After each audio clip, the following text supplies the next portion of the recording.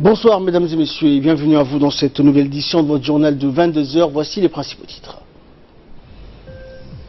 Retour du président de la République après sa visite officielle de 48 heures au Kenya.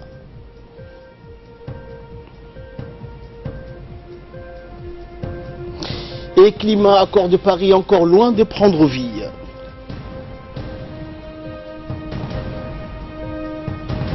Merci à vous de nous rejoindre. Le président de la République, Ismaël Omar Guelleh, a regagné donc la capitale aujourd'hui en début d'après-midi après avoir passé 48 heures au Kenya. Et c'est suite donc à l'invitation de son homologue kenyan Uhuru Kenyatta que le président de la République a effectué cette visite officielle au Kenya de 48 heures. À son arrivée donc à l'aéroport international d'Ambouli, le président de la République a été accueilli par les plus hautes autorités civiles et militaires du pays, dont le Premier ministre Abdourahmane El-Kamil, le président de l'Assemblée nationale, les membres du gouvernement. Ces rencontres entre le président Guelleh et son homologue kenyan ont permis de fixer de nouveaux objectifs communs aux deux pays, d'accroître le niveau de concertation et de coordination. Une action conjointe est également appelée à se manifester au niveau de la sous-région pour annihiler les ingérences extérieures. Et le président de la République, donc Ismaël Omar Guelleh, durant son déplacement à Kenya, a effectué une visite dans l'une des plus grandes usines qui cultivent les fleurs du Kenya.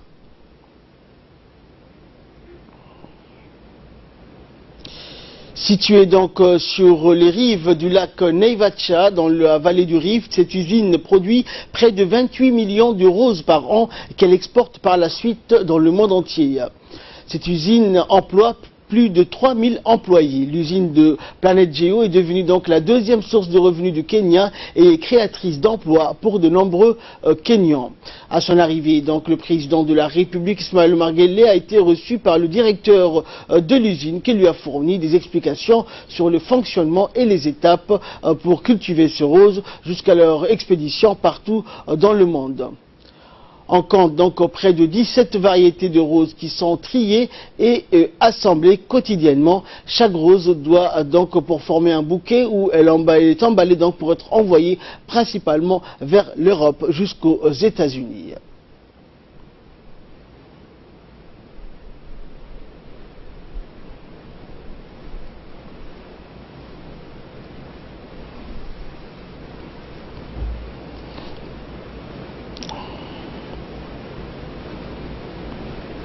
Et le président de la République, donc accompagné d'une importante délégation djiboutienne comme Kenya, donc a pu visiter l'enceinte de la fabrique de fleurs du Kenya, où, rappelons-le, 28 variétés sont produites et exportées vers le monde par an. Et ensuite, le président de la République s'est rendu sur le site de la production de l'énergie géothermique, une étape importante puisque Djibouti réalise plusieurs projets de forage géothermique en vue d'exploiter cette énergie propre et renouvelable. À son arrivée donc sur le site, le président a été accueilli chaleureusement par les hauts responsables, notamment par le ministre de l'Énergie et de l'Agriculture, mais aussi par les directeurs et les responsables du site qui ont aménagé donc un site de tourisme, mais aussi développé le secteur de l'agriculture, des usines pour la production des fleurs qui utilisent l'énergie géothermique. Située donc dans le parc national de Hell's Gate, cette usine est la plus grande usine de géothermie en Afrique. Son immense potentiel, disséminé sur 14 sites éparpillés tout le long du Rift, elle est aujourd'hui l'un des leaders mondiaux, mondiaux en matière de géothermie en Afrique.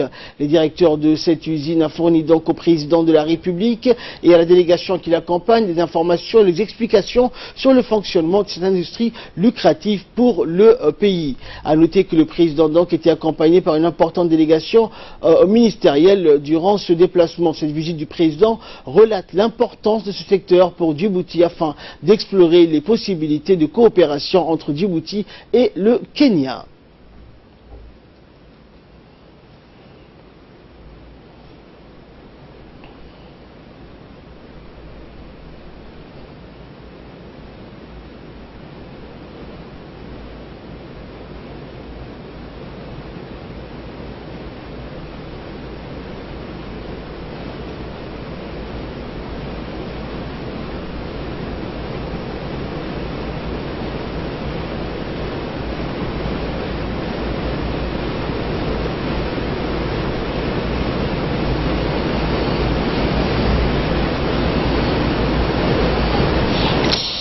Et durant donc la visite du site géothermique, le président de la République était accompagné donc par les responsables de la société et responsables du site et a reçu donc les explications nécessaires sur le fonctionnement de ces forages et du site de l'énergie géothermique.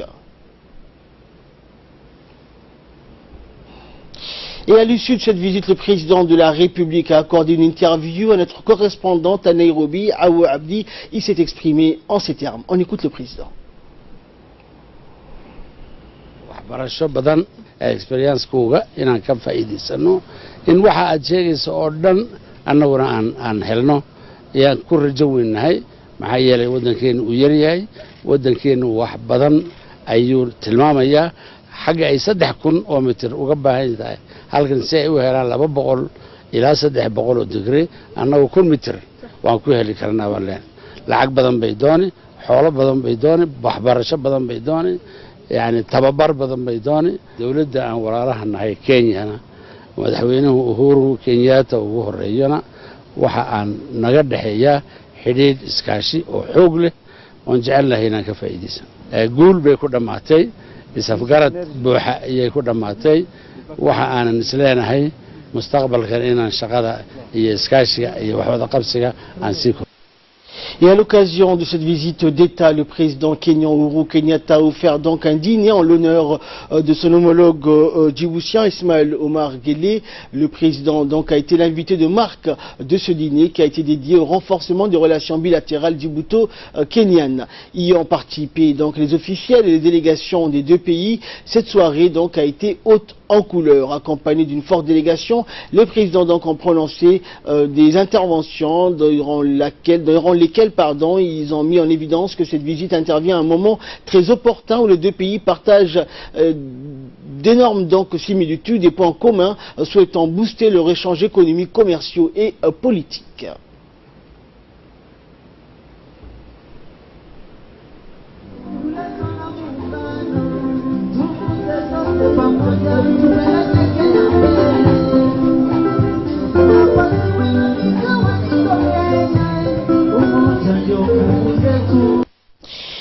Et dans un mot prononcé à cette occasion, le président Uhuru Kenyatta a indiqué, je cite merci d'avoir accepté notre invitation qui est un signe clair d'un partenariat très fort. Nous pouvons coopérer ensemble pour sécuriser notre région, pour la prospérité de nos peuples. Nous pouvons également travailler ensemble pour augmenter les investissements et le commerce entre nos deux pays et nous pouvons également partager nos expériences et échanger des données techniques sur un large éventail de questions qui peuvent aider à développer nos deux économies. Fin de citation. Et de son côté, le président Ismaël Omar Guelleh a également prononcé un discours dans lequel il a indiqué, je cite, nous sommes très reconnaissants envers le peuple et le gouvernement kényan de nous avoir donné l'opportunité de consolider notre relation pour distinguer tous les domaines de transformation de nos économies, soulever des parties de développement de la région, unifier nos points de vue, renforcer la stabilité et créer des conditions pour que nos peuples aient une vie meilleure. Comme vous le savez, nous sommes dans une région très troublée, nous manquons de stabilité, nous manquons de sécurité, nous sommes confrontés à un extrémisme et à la violence. Et notre participation n'a aucun intérêt personnel, nous sommes associés et nous croyons en notre devoir de rendre notre région plus sûre. Et fin de citation. Également dans l'actualité, par la suite, en marge du dîner organisé en l'honneur du président Guelleh, le directeur d'Air Djibouti a signé un accord avec Kenya Airways pour former 14 pilotes. Cet accord a été paraphé entre le directeur général de Air Djibouti, Abdelrahman Ali Abdillahi, et le directeur général de Kenya Airways. Et par cet accord, la compagnie aérienne nationale Air Djibouti bénéficie de l'opportunité de former des pilotes dans les centres de formation kenyans et d'étendre un peu plus son réseau dans la région. La coordination entre les compagnies de transport aérien et les deux pays constitue un volet majeur de l'accord de coopération, a souligné le directeur général d'Air Djibouti, Abdelrahman Ali Abdillahi. Notons enfin que la compagnie nationale Air Djibouti va effectuer des vols directs Djibouti-Kenya-Djibouti dans les jours à venir.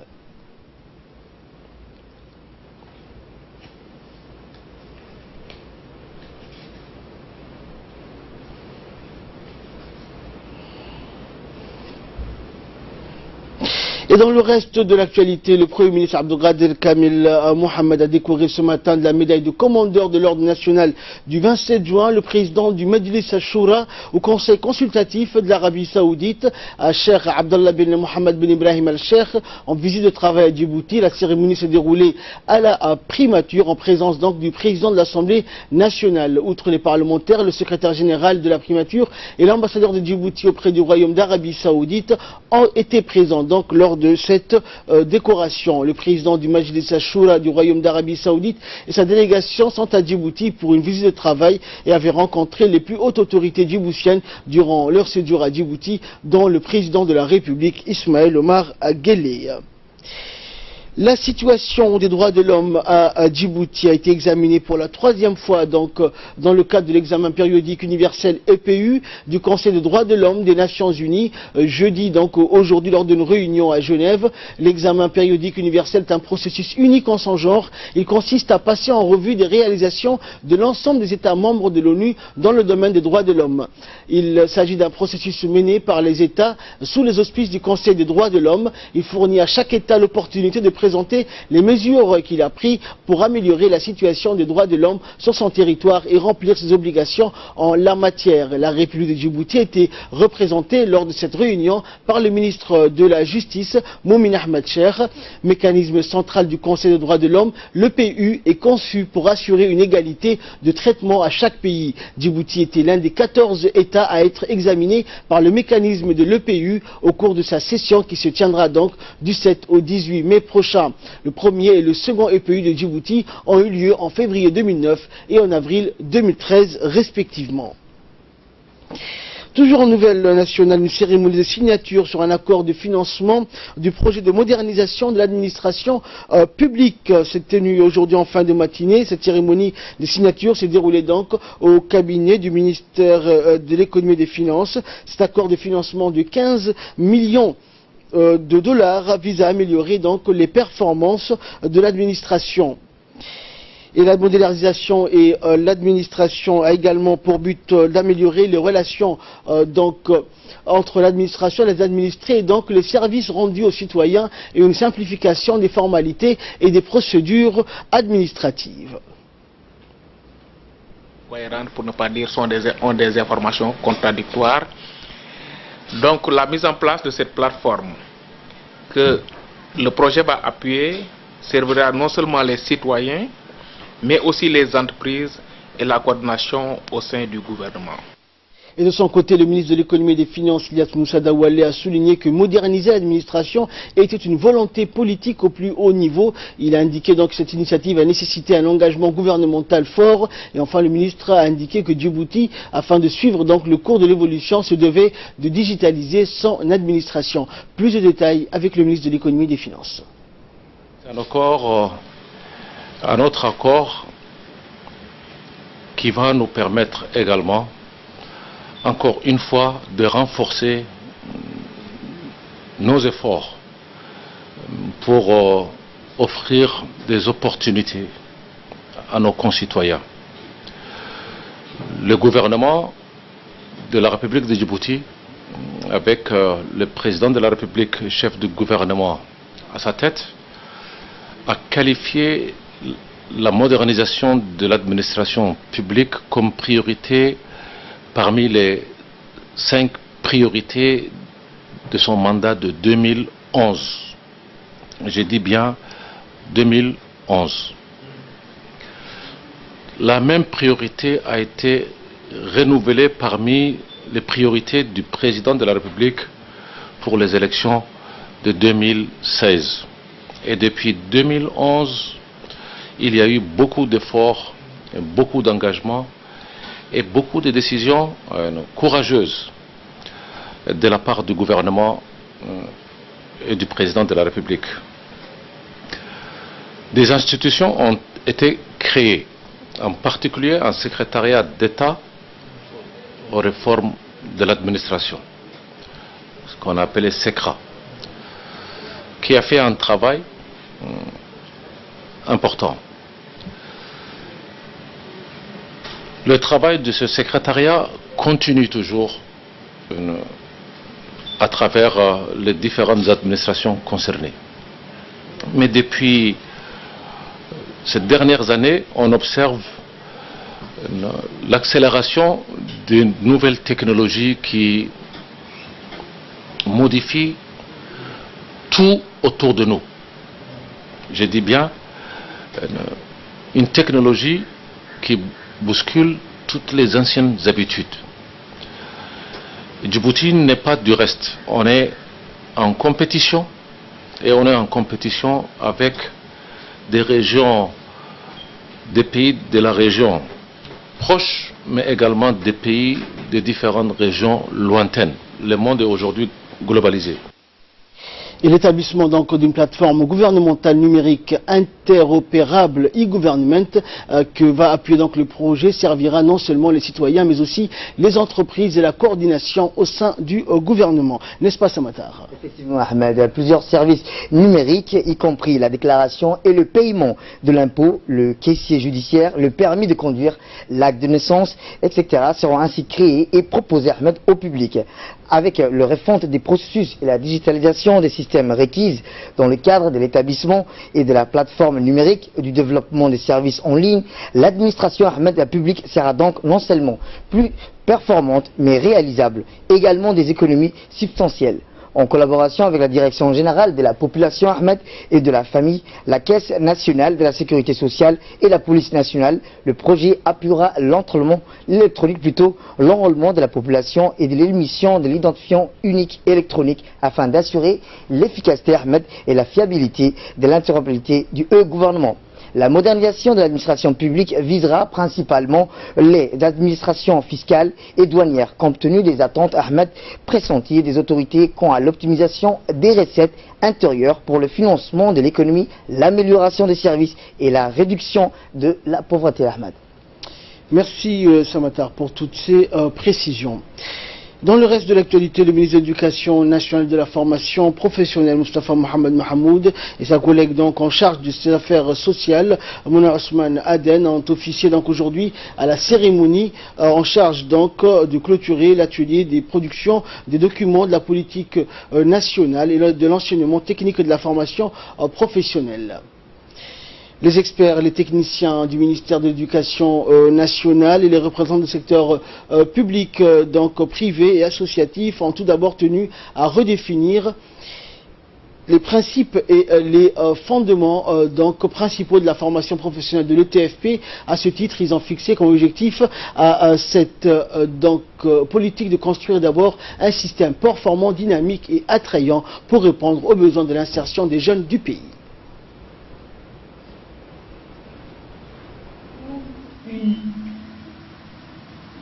Je ne dirais pas que c'est une habitude, mais c'est devenu quelque chose que tout le monde trouve aisant. Mais il faudrait insister et inciter la capacité. On a une capacité des jeunes à Djibouti, il faudrait les inciter à pouvoir intégrer une formation professionnelle. Je profite de cette occasion également pour féliciter la participation du secteur privé au débat et formulation de cette politique nationale, parce que j'insiste sur le mot national, il est important d'avoir une feuille de route qui engage le secteur public et le secteur privé côte à côte, parce qu'on est en train de développer l'économie de ce pays. Et pour sa part, le ministre de l'Éducation nationale et de la formation professionnelle, Moustapha Mohamed Mahamoud, a longuement rendu hommage aux participants issus des secteurs publics, privés et associatifs pour leur plein engagement aux côtés du MENFOP dans ce travail d'élaboration d'une politique nationale de l'ETFP qui était une nécessité absolue pour donner au système de formation professionnelle une meilleure pertinence et de meilleurs résultats en termes d'insertion professionnelle des jeunes. On écoute le ministre. Donc de la plus haute autorité du pays, son Excellence M. Ismaël Omar Guelleh, vous savez que la question est cruciale. Cruciale parce qu'une politique et une stratégie de l'enseignement technique et de la formation professionnelle finement réfléchie, pensée, visionnaire et avant-gardiste pourra changer la donne en posant bien sûr les jalons du développement économique futur du pays. Crucial aussi parce qu'il s'agit de capitaliser sur la première richesse de notre pays, nous, les femmes et les hommes, citoyen engagé par qui arrivera, Inch'Allah, le changement. Mesdames et messieurs, les thèmes abordés lors de cet atelier et les recommandations formulées permettront, Inch'Allah, d'élaborer les documents de la politique nationale de l'enseignement technique et de la formation professionnelle et de son plan d'action opérationnelle, comme vient de le dire le directeur général de l'enseignement technique et de la formation professionnelle.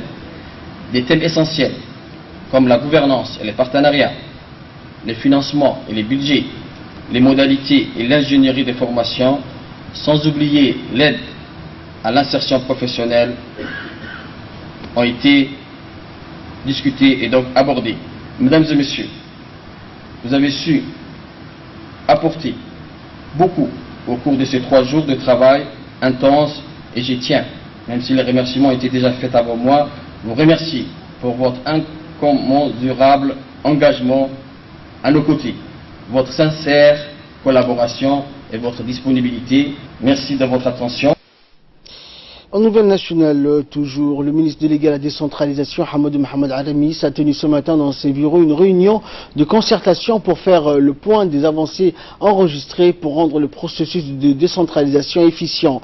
Outre les cas de son département, cette réunion a regroupé les principaux points focaux, notamment des ministères sectoriels et techniques impliqués dans la mise en œuvre de ce PDR, l'objectif étant de créer un mécanisme de concertation pérenne débouchant sur un travail harmonieux, synergique et coordonné pour capitaliser en matière de communication, de plaidoyer sur les réformes relatives à la décentralisation. Le ministre Hamadou Mohamed Aramis a rappelé que son département, et cela conformément à la feuille de route tracée par le chef de l'État, a entamé un état de lieu mettant en exergue la nécessité d'une vision sectorielle et régionale, tant des projets achevés en cours donc que des projets prévus par les différents départements, tout en adéquation avec les PDR adoptés de manière consensuelle et coordonnée pour chaque région. Et dans un mot prononcé à cette occasion, le ministre donc a salué l'implication effective donc des départements sectoriels, tout en rappelant que la finalité de ce travail d'évaluation débouchera sur l'organisation d'une réunion interministérielle. On écoute le ministre. Tout centré et tout concentré sur la capitale. Le reste du territoire était considéré comme de périphérie et nécessairement la capitale de Djibouti-Ville attirait tout à elle. Ce modèle qui a prévalu depuis notre indépendance avait fini par dévaloriser les restes du territoire, aussi bien les hommes et les femmes qui vivaient sur ce territoire que les ressources de ces territoires. Le président de la République, Son Excellence M. Ismaël Omar Guelleh, a dénoncé avec justesse ces modèles, insistant sur son inefficacité dès son accession à la magistrature suprême. Il a décidé dès le début de porter un modèle de développement enraciné dans les territoires, c'est-à-dire un modèle de ressources humaines nécessaire. Il nous faut donc investir dans le renforcement des capacités et la formation pour que les hommes et les femmes de la région aient la maîtrise de leur développement. Enfin, la troisième vérité, et je vais m'arrêter là, c'est que le développement de nos régions ne se fera que si on exploite les ressources économiques spécifiques à chaque région. Un atelier visant à protéger des maladies les petits ruminants s'est ouvert aujourd'hui à l'hôtel Les Acacias. Cet atelier est conjointement organisé par le ministère de l'Agriculture et l'Organisation des Nations Unies pour l'Alimentation et l'Agriculture, la FAO. Negat Fouad nous en dit plus. De validation s'inscrit dans le cadre du programme mondial de contrôle et d'éradication de la peste des petits ruminants, placé sous la présidence de l'Organisation des Nations Unies pour l'Alimentation et l'Agriculture, la FAO, et l'Organisation mondiale de la santé animale. Soutenu par le projet de sécurisation du système pastoraux, financé par l'Union européenne et mis en œuvre par la FAO, sous tutelle du MAEP-RH. Ce projet a comme priorité stratégique la sécurité du système pastoraux, le renforcement de la résilience des populations pastorales aux difficultés du milieu. Et de son éradication, il s'agit également de renforcer adéquatement les capacités des services vétérinaires et ainsi améliorer le contrôle des autres maladies prioritaires des petits ruminants. Et de son côté, le directeur de l'élevage et des services vétérinaires, Dr Moussa Ibrahim Cheikh, a prononcé donc un discours dans lequel il a expliqué que la République de Djibouti donc fait partie de la région de l'Igad avec un potentiel considérable en ressources animalières. On l'écoute. bon, l'enquête a révélé quand même une prévalence de 6% pour la PPR, dont il est objet aujourd'hui. Donc actuellement, on peut dire que les capacités des services vétérinaires sont renforcées, les postes vétérinaires sont rénovés et équipés grâce au projet Ici Cher, exécuté par la FAO. Chaque année, les acteurs de terrain et les auxiliaires de santé animale bénéficient d'un recyclage. Toutes les conditions sont donc réunies aujourd'hui pour participer au programme mondial de lutte contre la PPR et les autres pathologies des petits ruminants. Comme vous savez, la peste bovine qui a longtemps décimé les cheptels bovins à l'échelle mondiale a été éradiquée en 2011 avec un programme de lutte d'une durée de 20 ans. Et en cette période du début de la saison chaude et de fortes chaleurs, le nombre de vacanciers en départ donc augmente et la société de Djiboutiens de chemin de fer a enregistré ce matin un nombre important de passagers dépassant les 300. Ce train de promotion offre des services de qualité avec la restauration et une durée de 4 heures de trajet pour relier Djibouti à Deridawa, une durée de trajet beaucoup plus réduite quand on sait que l'ancien train, il fallait donc une demi-journée pour raccorder les deux villes. Les services de la douane, de la police, des frontières et de la gendarmerie nationale sont à pied d'œuvre et impliqués dans ce travail pour faciliter la circulation des biens et des personnes. La direction générale de la société djiboutienne des chemins de fer appelle les Djiboutiens à tirer profit de cette aubaine.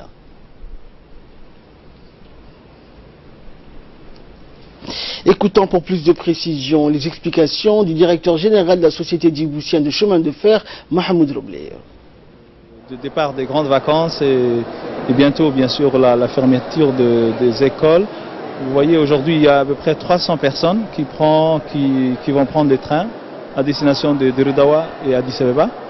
Et nous sommes vraiment dans le préparatif avec les différents services de l'État pour faciliter autant que possible le service et l'accueil pour les passagers. On a ouvert maintenant depuis le 25 avril, on a ouvert un guichet dans notre bureau en centre-ville et ça permet aujourd'hui donc voilà, pour certains, il y a la moitié qui ont tous les passagers jusqu'à la destination finale. Alors l'autre sujet qu'on a discuté avec le groupe, c'est augmenter les trafics de trains passagers selon la demande. Alors aujourd'hui nous avons un train sur deux. À partir du fin du mois de mai, juin, nous essayerons de doubler en prévoyant un train tous les jours. Un train direct d'Irdawa, retour, et le lendemain jusqu'à Addis Abeba. Dans l'actualité nationale également, le général de corps d'armée Zakaria Cheikh Ibrahim, chef d'état-major général des armées, donc, a reçu ce matin la visite donc, au Konchar Osman de l'ambassadeur du Japon à Djibouti, Koji Yonetani. Dans son déplacement, l'ambassadeur japonais était accompagné du commandant de la base japonaise donc stationné à Djibouti et de l'attaché militaire. Dès son arrivée, donc, l'ambassadeur du Japon, donc, Koji Yonetani, a passé en revue les différentes troupes donc alignées en son honneur et a été reçu par la suite par le général du corps d'armée Zakaria Cheikh Ibrahim, qui était entouré donc des officiers supérieurs du haut commandement militaire. Et après la traditionnelle revue des troupes, la délégation japonaise s'est dirigée vers la salle de réunion du Konchar Osman. Dans son ordre du jour, le chef d'état-major général des armées a souhaité la bienvenue à l'ambassadeur au sein du Konchar Osman, qui demeure un des plus anciens camps militaires des forces armées djiboutiennes. Le général Zakaria a relaté l'excellence de la coopération japonaise basée sur des relations amicales et fraternelles dans le domaine militaire. Il a remercié l'ambassadeur japonais pour son soutien indéfectible durant la formation dispensée au profit des gardes-côtes djiboutiens et de l'unité de l'engin génie des forces armées djiboutiennes. Le général Zakaria a souhaité davantage donc de coopération dans le futur pour le renforcement opérationnel des FAD. De son côté, l'ambassadeur Koji Yonetani s'est dit honoré de l'accueil chaleureux à son égard. Cette visite de courtoisie, a-t-il poursuivi, s'inscrit dans la pérennisation et le renforcement des relations de coopération et permet d'instaurer un dialogue serein. Il a ensuite rendu hommage à l'engagement des FAD à travers nos vaillants soldats djiboutiens déployés en Somalie dans le processus de pacification et d'instauration d'une paix durable. L'ambassadeur a ajouté qu'une de ses missions principales et primaires est de développer une relation solide et fraternelle entre les deux pays pour consolider les acquis. Et une fois la visite terminée, le général Zakaria a offert donc un buffet en l'honneur de l'ambassadeur M. Koji Yonetani. Ce buffet donc a été animé par le groupe, la troupe folklorique de l'armée Harbi par des chants et des danses traditionnelles. Enfin, comme il est de coutume, cette première visite de l'ambassadeur Koji Yonetani s'est clôturée par le traditionnel échange de cadeaux et la photo de famille.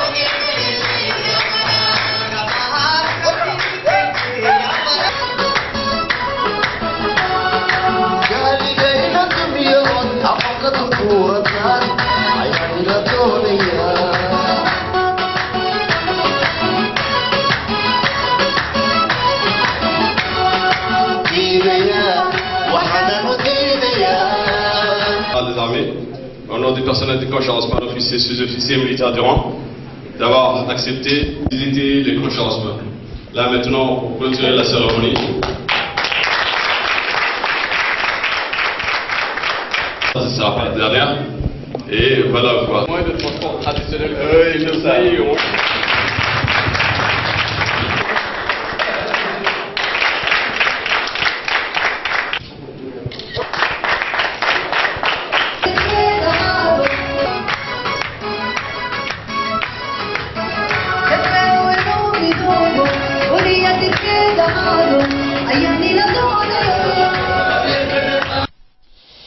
Toujours en nouvelle nationale, la mairie de la ville de Djibouti, en collaboration avec l'association SOS Djibouti Propre, a tenu à la bibliothèque municipale un atelier de sensibilisation sur la propreté et l'hygiène dans l'environnement. En effet, l'audience était principalement composée d'élèves, l'objectif étant donc de prodiguer à ces jeunes la notion de propreté. Sous forme de projection, ces jeunes ont constaté que la propreté était l'affaire de tous. Ces derniers seront désormais ambassadeurs pour porter le message. Les premières victimes de l'insalubrité étant bien sûr les enfants, protégeons-les en préservant notre environnement. Et enfin, pour clore l'actualité nationale sous la houlette du secrétaire général par intérim du ministère de la Santé, Dr Saleh Benoïta, un convoi de la caravane médico-chirurgicale composée d'une quinzaine de médecins spécialistes et d'une cinquantaine de techniciens de santé a quitté dans la matinée donc, de mardi dernier le ministère de la Santé pour se diriger vers les régions du sud du pays, notamment à Ali Sabié. À leur arrivée, le préfet de la région, Mohamed Abri Assoué, a reçu donc les caravaniers de la santé en leur souhaitant la bienvenue dans la région Assadjoug. Le convoi donc de la caravane transportait également des équipements et de matériel technique adéquat et une provision de médicaments en quantité suffisante pour couvrir les besoins de cette mission. Durant 5 jours, donc, ces médecins spécialistes effectueront des soins médicaux de qualité aux populations de localités de Ali Adé et de Holhol.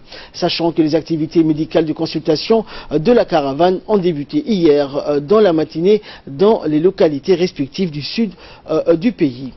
Et de là, nous passons à l'actualité africaine et internationale avec Samatar Saïd. Bonsoir Samatar. Bonsoir Ahmed. Alors Samatar, épidémie d'Ebola en République démocratique du Congo, $1 million débloqués par l'OMS pour la riposte. Effectivement Ahmed, mais avant tout, 4 nouveaux cas d'Ebola, parmi lesquels 2 membres du personnel soignant ont été enregistrés hier à Bikoro, épicentre de la nouvelle épidémie qui s'est déclarée dans le nord-ouest de la République démocratique du Congo. 4 nouvelles personnes sont contaminées par la maladie, un virus Ebola, parmi lesquels 2 membres du personnel. Les autorités congolaises et leurs partenaires ont indiqué qu'ils organisent la réponse face à cette nouvelle épidémie de fièvre hémorragique Ebola. L'Organisation mondiale de la santé a débloqué $1 million pour stopper la propagation de l'Ebola. La dernière épidémie en RDC, rappelons-le Ahmed, remonte en 2017, rapidement circonscrite. Elle avait fait officiellement 4 morts. L'épidémie d'Ebola la plus violente de l'histoire avait frappé l'Afrique de l'Ouest entre fin 2013 et 2016, causant plus de 11 300 morts sur quelques 29 000 cas recensés. à plus de 99% en Guinée, au Libéria et en Sierra Leone, Ahmed. Et en Malaisie, Samatar, victoire historique de l'opposition. Effectivement, Ahmed, c'est une victoire historique en Malaisie. C'est l'opposition aux élections législatives. La coalition regroupant 4 partis a été menée par Mahathir Mohamad, 92 ans, et ancien Premier ministre, selon les résultats officiels. Notons point du doigt Rajib Razak, Premier ministre depuis 9 ans, accusé de corruption. Sitôt la victoire de l'opposition annoncée, des milliers de partisans sont descendus dans la rue pour fêter la victoire. Mahathir Mohamad s'apprête donc à devenir le plus vieux Premier ministre du monde. En début de soirée, Ahmed, rappelons-le, il est intronisé Premier ministre. Il devient ainsi à 92 ans le plus vieux dirigeant élu du monde. Et enfin, nous allons parler climat, Samatar. L'accord de Paris est encore loin de prendre vie. Effectivement, Ahmed, encore loin de prendre vie. Les quelques 200 pays réunis jusqu'à hier à Bonn en peine à avancer vers l'objectif de donner vie à l'accord de Paris sur le climat, se fixant même une séance de rattrapage en septembre. Le pacte climatique de 2015 vise à contenir le réchauffement mondial sur le 2 Celsius, voire 1,5 Celsius par rapport à l'ère pré-industrielle. Mais pour pouvoir entrer en application en 2020, son mode d'emploi doit encore être élaboré. Les règles et procédures pour mesurer et évaluer les engagements des États à réduire leurs émissions de gaz à effet de serre. Là, une lenteur qui a débouché les espoirs à disposer dès maintenant des projets de textes suffisamment ramassés pour pouvoir être réellement négociés. La présidence fidjienne de la COP23 a donc annoncé une session additionnelle début septembre à Bangkok pour augmenter les chances de faire cette année cruciale un succès, Ahmed.